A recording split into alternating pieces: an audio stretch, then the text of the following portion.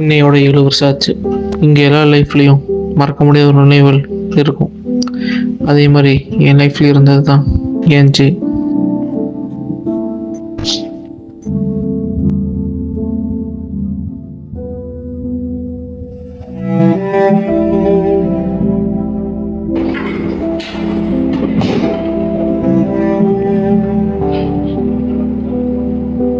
சங்கர், அந்த 2025 lay off list கேட்டிருந்தேன், அதை கொண்டு வாங்க. ரெடியா? ஓ, சீக்கிரம்.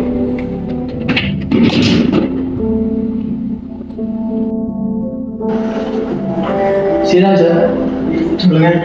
2025 லே ஆஃப் லிஸ்ட் கேட்டிருந்த லிஸ்ட் வந்துருக்குங்க. யாரெல்லாம் வந்துருக்கா? சார் ஸ்டோர் மொத்தம் 10 பேருங்க. ஸ்டோர் லெவலில் 9 பேர், ஆஃபீஸில் ஒருத்தருங்க சார். ஆஃபீஸில் ஒருத்தரா? யார்? ஆஃபீஸில் அஸ்வின் சார். ஏன் அஸ்வின் நல்லா தானே வேலை செஞ்சுருந்தேன். லாஸ்ட் 6 மந்த்தாக அஸ்வினோட ஒர்க் பெரிய அளவுக்கு சாட்டிஸ்ஃபைடு இல்லை, நிறைய லீவ் எடுத்துருக்குறாங்க. ஸோ அந்த ரீசனால ஆஃபீஸில் வந்து அஸ்வினை லேவ் பண்ணுறோம் சார். மண்டே வந்து நேரில் பார்க்க சொன்னீங்க. Okay sir.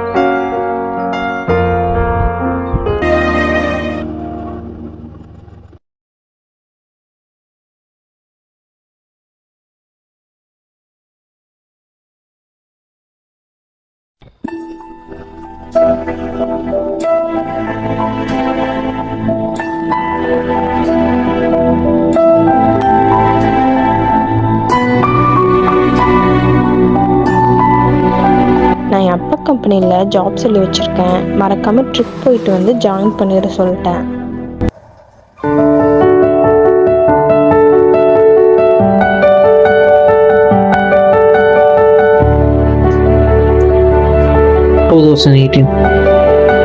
அன்னைக்கு தான் அவளை ஃபர்ஸ்ட் டைம் பார்த்தேன். That is love at first sight.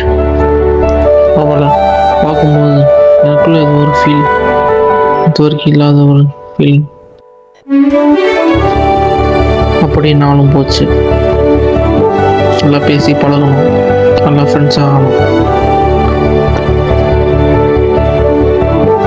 இந்த ஃபீல் எனக்கு புதுசாக இருந்துச்சு.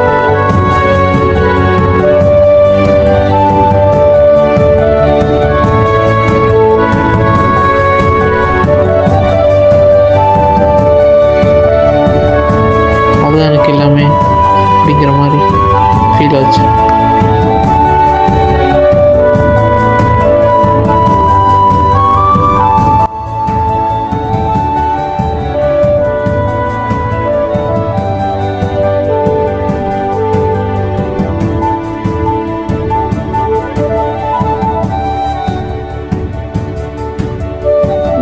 எப்பவும் விட்டுட்டு போக மாட்டேன்ல. எப்பவும் ஒன்று விட்டு போக மாட்டேன். என் வாழ்க்கையில் மறக்கவே முடியாத நாட்களில் இந்த நாளும் ஒன்று.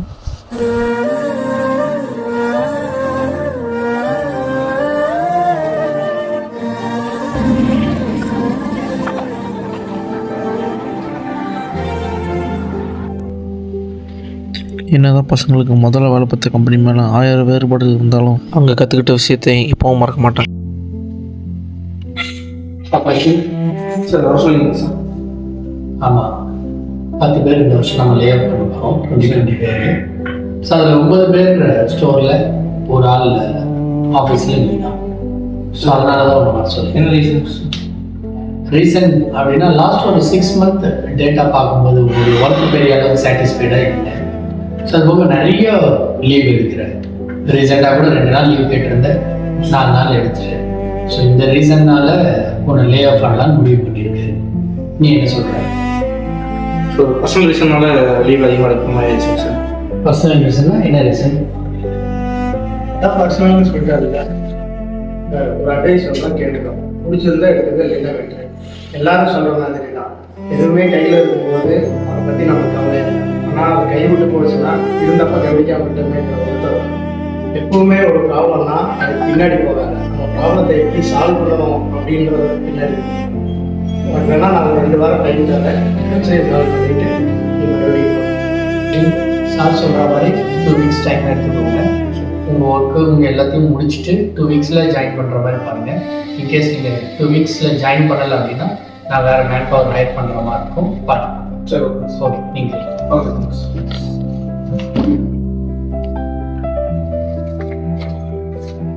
இல்லைங்க சார், 2 வீக்ஸில் வந்துடுவேன்னா இல்லை வேறு மேன் பவர் பார்த்துக்கலாமா? அதெல்லாம் வந்துடுவேன் சார். சரி, ஓகேங்க சார், 2 வீக்ஸ் வரைக்கும் ஹோல்ட் பண்ணுவோம். எல்லாரும் சொல்கிற மாதிரி தான், எதுவுமே கையில் இருக்கும்போது அதை பற்றி நமக்கு கவலை இல்லை. ஆனால் அது கை விட்டு போச்சுன்னா இருந்தப்ப கவனிக்காம விட்டுமே ஒருத்தர். 2 வாரம் இருக்கு, ஏதாச்சும் முடிவு எடுத்து தான் ஆகணும். பார்க்கலாம்.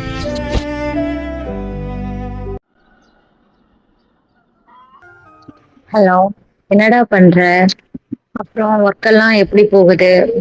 நல்லா இருக்கேன், நீ எப்படி இருக்க? ஆமா, நான் உன்னை கேள்விப்பட்டேன், நீ கரெக்டா ஒர்க்குக்கெல்லாம் போறியா? அதுவா? ஆமாம், போகிறதில்ல. அப்படி என்னடா உனக்கு ப்ராப்ளம்? அதெல்லாம் உனக்கு சொன்னால் புரியாது. இது எனக்கு புரியவே இல்லை. இப்போ நல்லா தானே இருந்த, அப்புறம் என்ன? அந்த இன்சிடென்ட்ல இருந்து நீ இன்னும் மூவ் ஆன் ஆகல போல. உன்னை பெத்து வளர்த்த அப்பா அம்மாவை பத்தி கொஞ்ச நாச்சு யோசிச்சியா நீ? அப்படி உனக்கு அவதான் முக்கியமா போயிட்டாளா?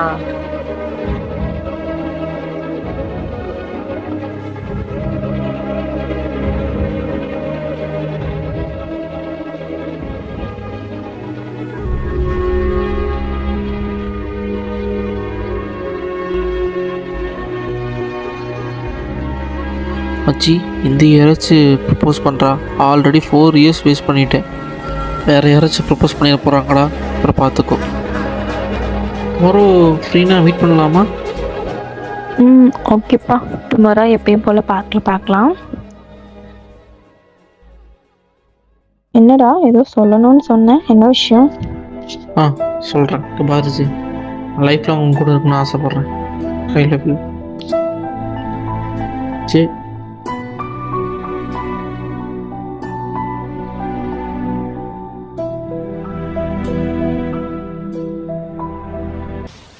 இப்போ அவன் என்ன பண்ணிட்டு இருப்பான்?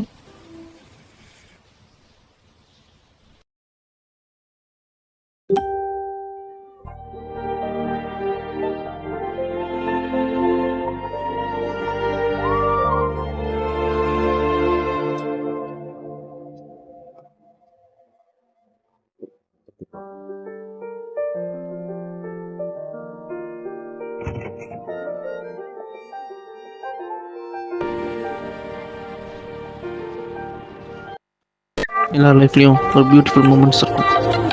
அதே மாதிரி அன்றைக்கி நடந்துச்சு. ஆமாம், ஒவ்வொருத்தரும் ஷாப்பிங் வரும்போதும் நிறைய சாரீஸ் எடுக்கிறேன், ஆனால் இது வரைக்கும் நீ கட்டினதே இல்லையே. நான் எப்போ மை லைஃப் பார்ட்னரை பார்ப்பனோ அப்போ தான் நான் இதை கட்டுவேன்.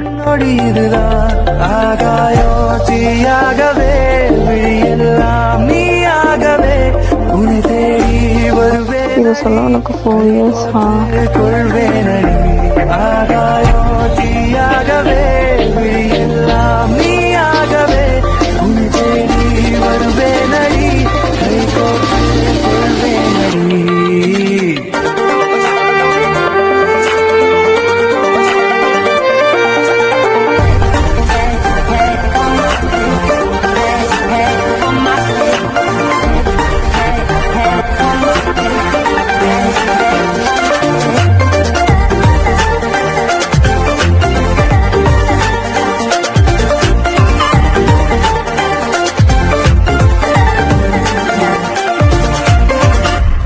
ஆமாம் சொல்ல மறந்துட்டேன்.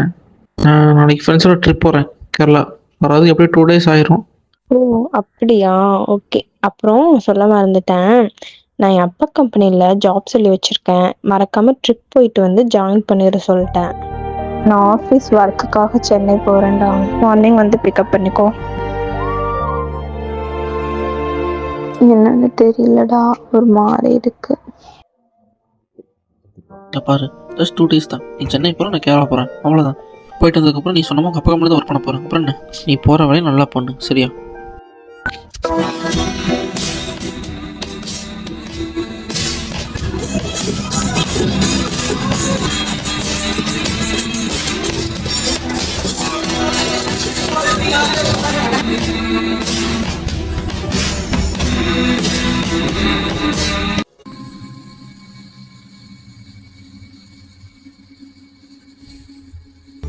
டேய் நாயே ஃபோன் அடிக்குதுடா, எங்கடா இருக்க?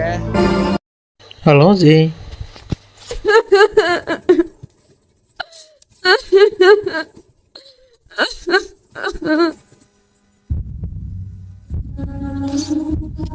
ஹலோ, என்னாச்சு?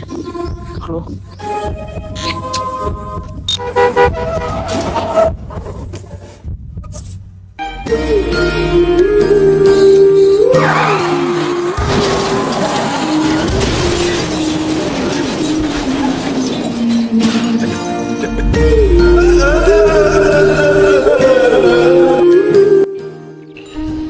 அவன் முகது கூட பார்க்கலடா. அவள் ஆசைப்பட்ட மாதிரியே அந்த கம்பெனியில் ஜாயின் பண்ணேன்.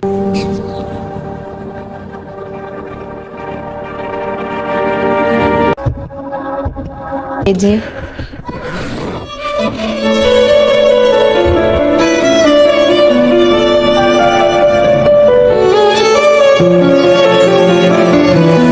மச்சி இன்னும் இவ்வளோ டேஸ்ட்டு எப்படி இருக்க போகிறேன்?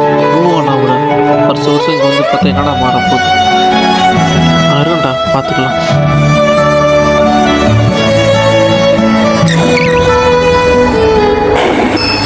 ஒன்னே ஒன்று சொல்றேன், இப்ப நீ அப்பா அம்மாவுக்காக வாச்சு மாறுடா. நீ பழைய மாதிரி வா, அது போதும்.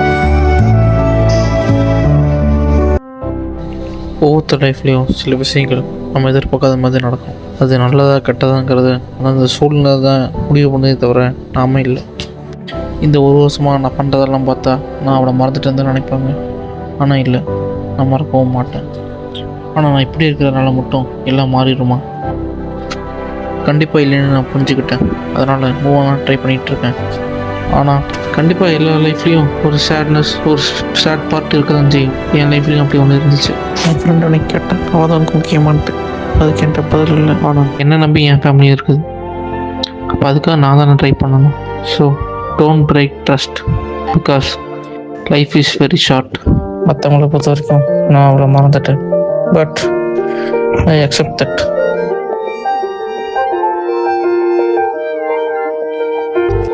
எல்லாம் நல்லா போயிட்டு இருந்துச்சு. ஆனால் அன்னைக்கு ஒரு நாள் எல்லாமே மாறிடுச்சு.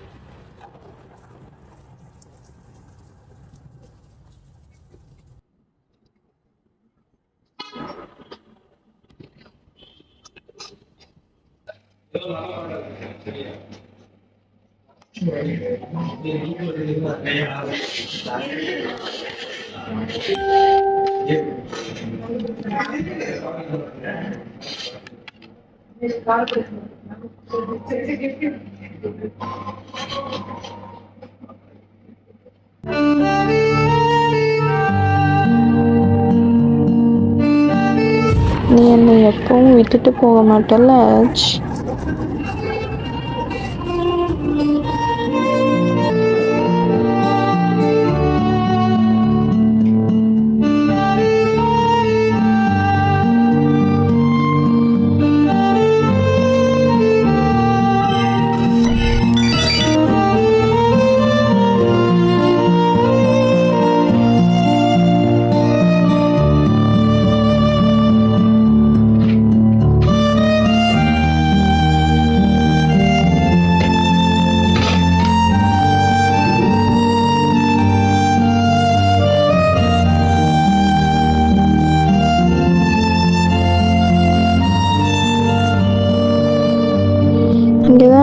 சொன்னாங்க.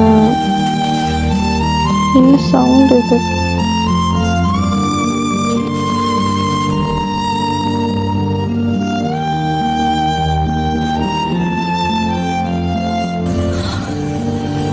கோழி எதுச்சு. இங்கே ஒன்று பார்த்தேன், அது வீடியோவும் இருக்கு. இதை பார்த்தோன்னா உடனே சென்னைக்கு வாட பயமா இருக்கு.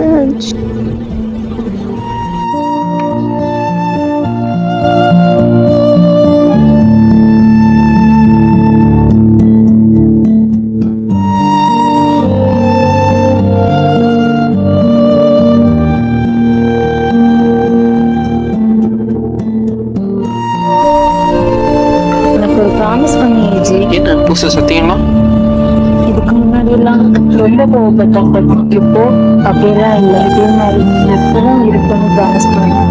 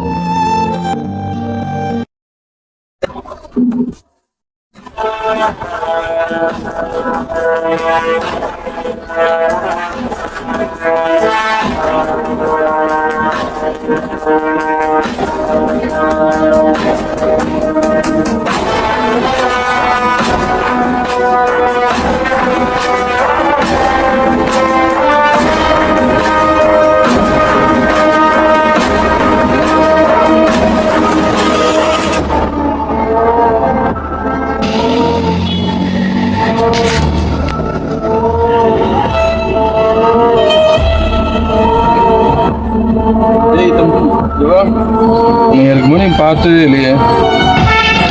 இல்லை தாத்தா, கீழே அந்த கம்பெனியில் வேலை பார்க்குறேன். சரி போ.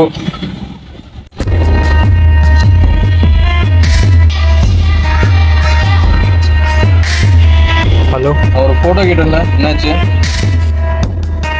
ஃபோனை ஓப்பன் பண்ணிங்களா இல்லையா? இன்னும் ஓப்பன் ஆகலை.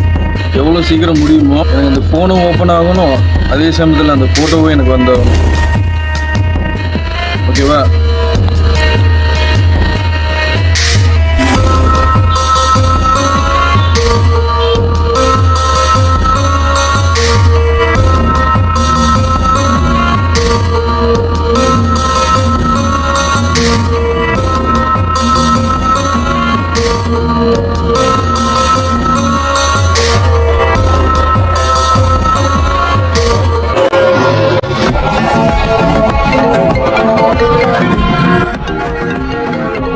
ஃபோன் ஓப்பன் ஆயிடுச்சு, பட் வீடியோ சென்ட் ஆயிடுச்சு.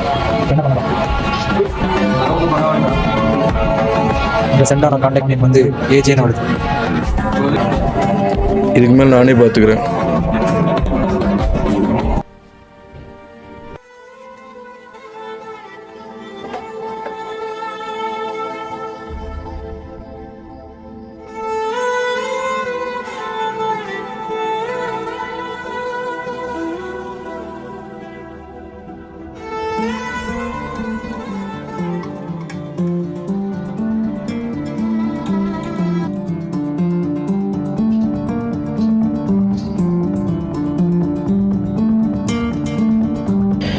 அவனை என்ன பண்ணுறது?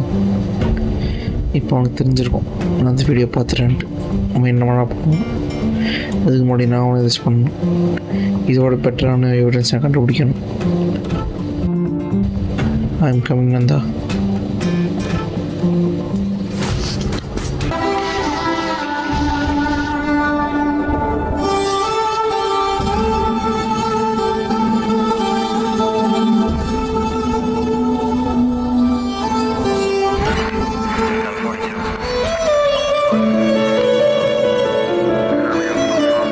தம்பி, ஐயோ ரொம்ப தெரியல, நாளைக்கு வந்து பாதுப்பா.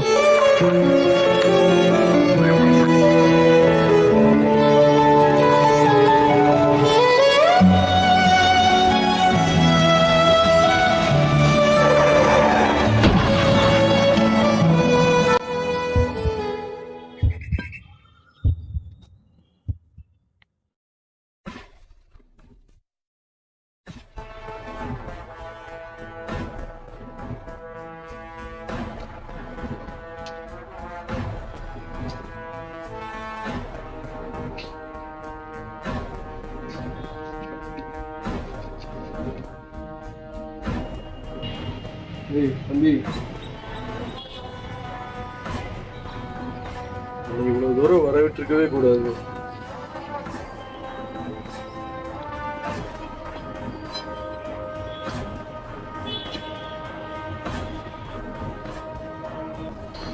ஆமா, உனக்கு சொல்ல மறந்துட்டேன்.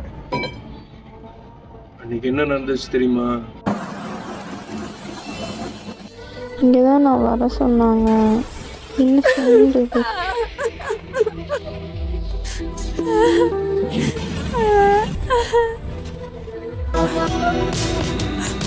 டேய் யாரா அது? வரா பாரு, பிடிங்கடா. இதை பார்த்தோன்னா உடனே சென்னைக்கு வாட பயமா இருக்கு.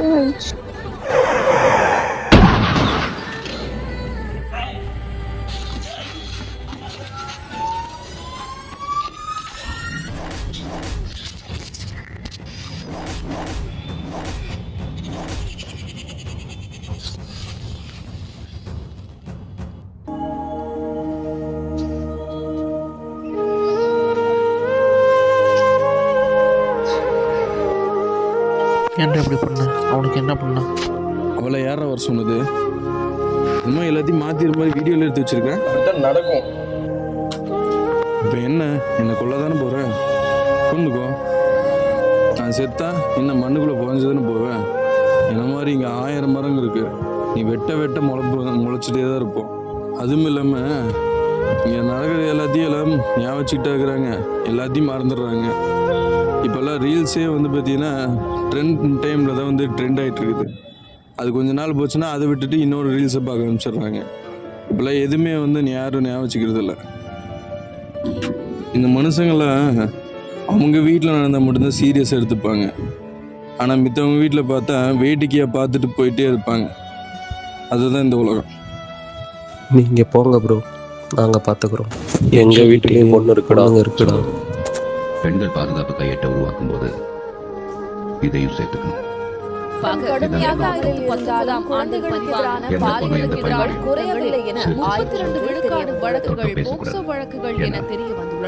அந்த பையன் ஒரு ஹிண்ட் எடுத்துக்குவாங்க. சிரிச்சு பேசினா அந்த பொண்ணு எல்லாத்துக்கும் ஓகே அர்த்தம். சிரிச்சு பேசுறதும் தொட்டு பேசுறதும் மனுஷங்களோட இயல்பான பிஹேவியர் சார். பொண்ணுங்களை அதை கூட பண்ண விட மாட்டேங்கிறான். ஆம்பளைங்க சிரிச்சு பேசுற மாதிரி பொண்ணுங்க சிரிச்சு பேசினா அங்கே ஐட்டம் ஆயிடுறாங்க, தப்பான கேரக்டர் ஆயிடுறாங்க. Matter, soul, etcetera etcetera etcetera. அவன் சொல்கிற விஷயமும் கரெக்டு தான். நம்ம இங்கே ஒரு விஷயம் நமக்கு நடந்தால் தான் நம்ம பெருசாக ரியாக்ட் பண்ணுறோமே தவிர மற்றவங்களுக்கு நடந்தால் நம்ம கண்டுக்கிறது கூட இல்லை.